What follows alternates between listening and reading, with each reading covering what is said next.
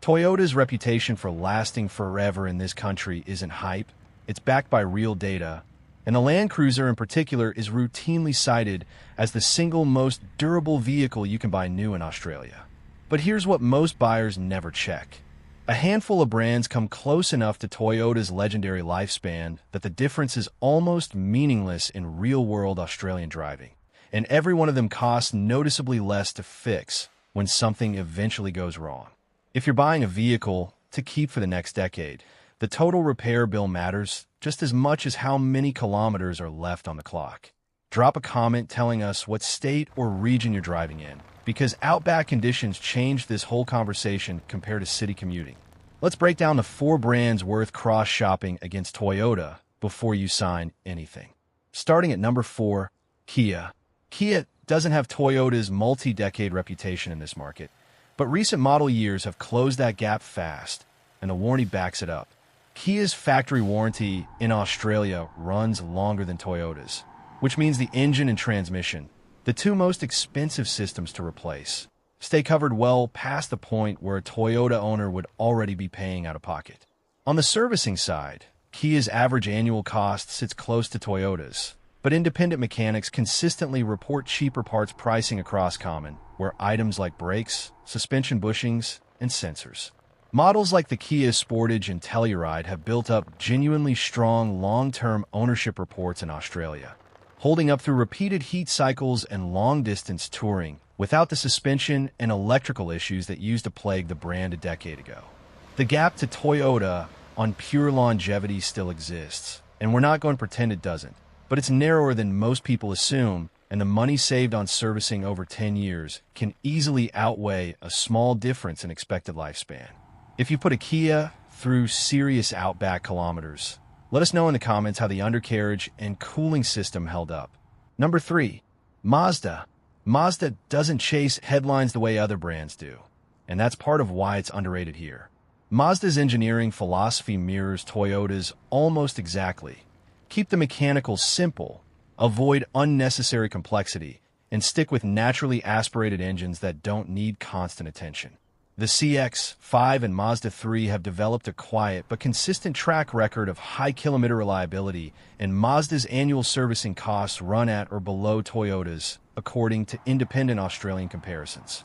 Where Mazda genuinely pulls ahead for Australian owners specifically is avoiding one very expensive Toyota-specific problem: diesel particulate filter issues on the Hilux and Land Cruiser, which have shown up disproportionately in the Australian market.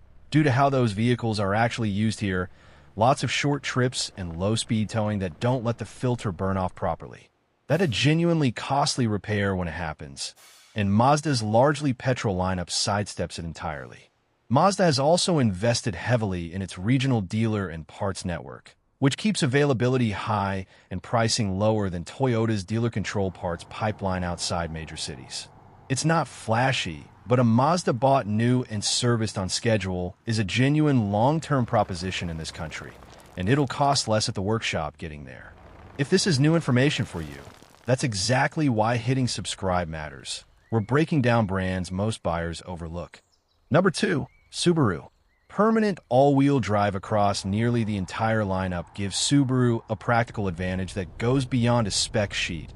It reduces the kind of drivetrain strain and accident risk that cuts a vehicle's life short in the first place, especially the moment you leave sealed roads.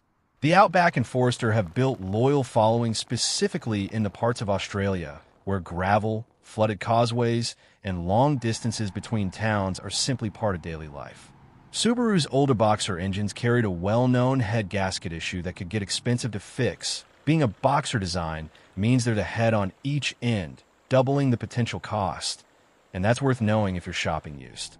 But Subaru stopped using the faulty gasket material years ago, and on recent model years that problem has largely disappeared, with overall servicing costs now sitting competitively close to Toyota's. Where Subaru genuinely earns its spot on this list is avoided cost. Fewer accident and drivetrain-related repairs thanks to standard AWD traction, combined with strong resale value built entirely on that off-road reputation. When you factor in fewer surprise repairs and a healthier trade-in figure, total cost of ownership over a decade frequently comes out ahead, particularly for anyone regularly driving unsealed roads or towing. If Subaru's gotten you through a flooded crossing or up a red dirt track out west, we want to hear about it below. Number 1. Honda. This is the brand that goes toe-to-toe with Toyota on its own terms. And on the repair cost side, Honda actually edges ahead in more than one independent Australian comparison. Honda sits in the same top tier as Toyota, Lexus, and Acura for long-term mileage potential globally. And locally, the CR-V and Civic both show strong odds of clearing well beyond 300,000 kilometers with nothing more than scheduled maintenance. What separates Honda from Toyota in practice isn't a massive reliability gap, because there really isn't one. It's what you pay when routine repairs come due.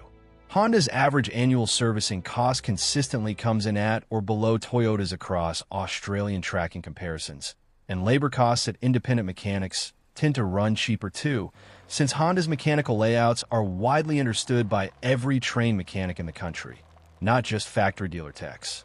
Honda's CVT transmissions in certain older model years drew criticism here, and it's worth knowing before buying used. But that issue has largely been engineered out of recent generations.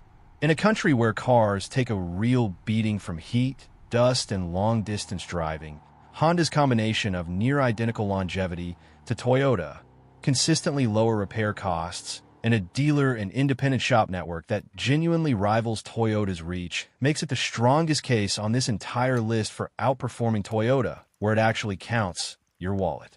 Here's the honest bottom line.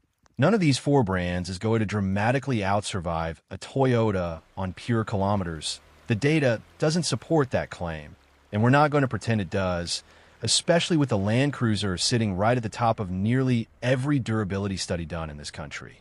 What the data does support is that Kia, Mazda, Subaru, and Honda get remarkably close to Toyota's legendary lifespan, while consistently costing less to service along the way. And for most Australian owners, keeping a vehicle for 8, 10, or 12 years, that servicing bill adds up to real money over time. If this changed how you're thinking about your next purchase, hit like so more Australian drivers see it before they walk onto a yard. Subscribe if you want more straight talk comparisons like this one, because we've got more brands worth reconsidering coming soon. And drop your state or region in the comments along with which of these 4 has actually earned your trust, because real ownership experience from right across this country beats any spec sheet we could put in front of you. Buy smart, not by trend.